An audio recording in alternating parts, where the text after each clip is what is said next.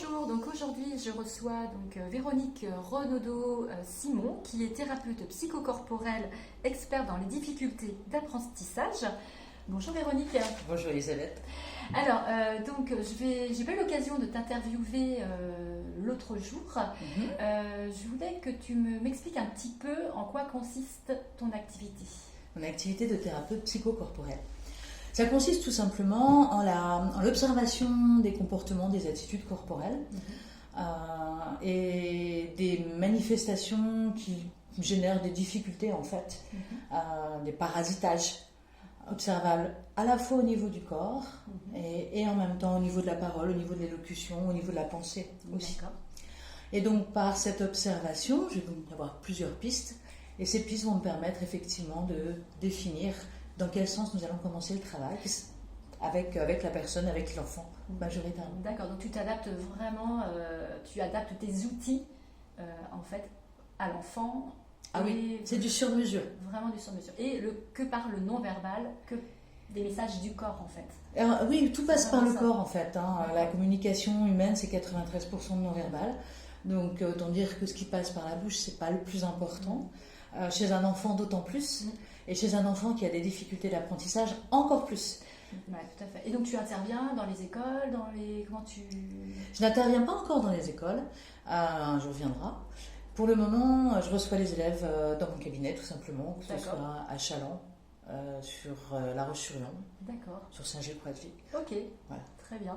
Alors, donc, tu es également aussi formatrice ainsi à l'école Buissonnière. Absolument. À Sallertaine. Là, tu vas proposer un cursus de 3 mois. Oui. À partir de janvier. Tout à fait. D'accord. Explique-nous un petit peu ce que tu vas proposer, à quel public tu vas t'adresser. Ok. Alors, ce sont des ateliers d'aide aux devoirs, ou plus exactement des ateliers pour apprendre à apprendre en famille. Quand je parlais d'aide aux devoirs, en fait, c'est simplement parce que c'est la porte d'entrée. Souvent, les enfants ont des difficultés avec certaines parties de leurs devoirs, certaines matières. Et donc, je leur propose tout simplement de venir avec leurs soucis. D'accord, ok. Qui vient avec des maths, qui vient avec de l'anglais, qui vient avec du français, qui vient avec de l'histoire géo. Attention, je ne suis prof dans aucune de ces matières, donc on ne va pas travailler le contenu, véritablement, qui appartient à l'enseignant. Par contre, on va travailler le contenant, c'est-à-dire comment l'enfant s'y prend pour apprendre, quelles sont les stratégies qu'il met en place, sont-elles judicieuses par rapport à l'enfant dont il est question, et si elles ne sont pas judicieuses, comment adapter des stratégies pour qu'effectivement son temps de travail à la maison soit efficace. Parce que je rappelle quand même que les devoirs sont interdits depuis 1956, donc on ne parle plus de devoirs, on parle d'entraînement. D'accord. Et ces entraînements, plus ils durent longtemps et moins ils sont efficaces et plus l'enfant se démotive énormément. Or, une chose très importante, c'est qu'on apprend toute sa vie. Donc, plus tôt la joie d'apprendre est présente et plus longuement dans la vie, on aura effectivement plaisir à apprendre de nouvelles situations, apprendre de nouvelles rencontres. Donc, c'est véritablement pour moi quelque chose d'essentiel que cette joie d'apprendre. Et c'est véritablement ce que j'ai envie de pouvoir transmettre aux enfants et aux parents qui galèrent le soir. Je confirme. C'est pas toujours évident. C'est vrai. Il est possible de moins galérer et ce serait dommage de ne pas en profiter. Et puis du coup, tu fais ça sous forme de jeu, en fait. Essentiellement et majoritairement sous forme de jeu. C'est-à-dire qu'en fait, les stratégies d'apprentissage pour un enfant sont, j'allais dire, globalement simples. Un enfant, travailler, c'est un mot complètement abstrait. Ça ne veut rien dire, travailler. Par contre, jouer, il fait ça tout le temps et très spontanément et très naturellement. Donc pourquoi ne pas utiliser le jeu qui est un énormément bon vecteur pour justement travailler ces différentes stratégies. Donc on va faire plein de jeux différents. Je n'ai pas vraiment le programme à l'avance puisque je ne sais pas qui je vais rencontrer. Par contre, je viens avec effectivement une boîte à outils assez conséquente. Et en famille, c'est ça. Et surtout en famille, parce que l'idée c'est véritablement d'aider à la fois l'enfant dans ses stratégies d'apprentissage, mais surtout de donner des leviers aux parents, de donner des trucs, de donner des astuces, de leur montrer qu'il est possible de faire simple, rapide, efficace et plaisant. Voilà, pour que ce moment de travail en famille arrête d'être un moment pénible pour tout le monde.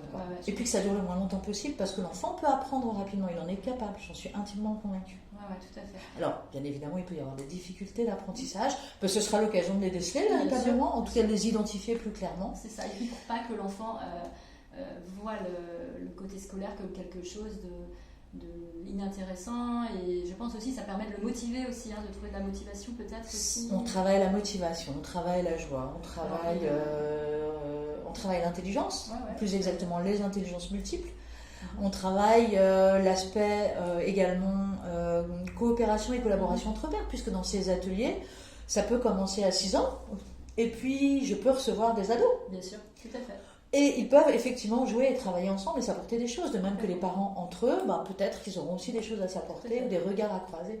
Donc on travaille l'intergénérationnel, on travaille la coopération, on travaille les compétences psychosociales, sans le dire, on le fait, puis c'est tout. C'est très vaste et varié, super, c'est chouette.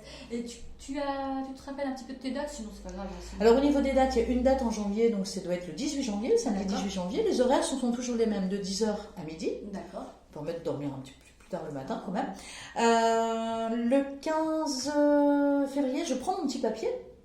C'est possible? C'est possible. Je peux regarder mon petit papier? J'ai plus trop regarder. les dates en tête, c'est en 2020, ça va venir vite. Mais il n'y a pas de souci. Donc le 1er et le 15 janvier, d'accord. Et le 7 et le 21 mars. Très bien. Alors ce sont des samedis matins, d'accord. de 10h à midi, à l'école buissonnière. Ok, et on s'inscrit auprès de toi directement? Directement. Sur ton adresse? Avec mon adresse mail, donc véronique.rododo85.fr. D'accord.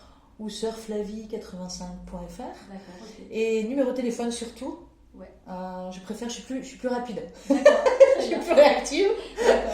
Donc le téléphone c'est le 06 03 92 22 30.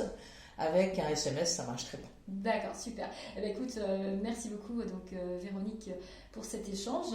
Alors aussi, nous vous attendons donc, à la porte ouverte donc, le samedi 14 décembre à partir de 14h30 où tous les formateurs vous proposeront des ateliers gratuitement pour vous faire découvrir leurs différentes pratiques jusqu'à 18h30 et à partir de 18h30 il y aura un bœuf musical en fait, c'est-à-dire voilà, tout temps attendu, donc vous pouvez emmener à cette occasion vos voix, vos instruments, si vous voulez danser aussi c'est possible, il y aura un repas partagé.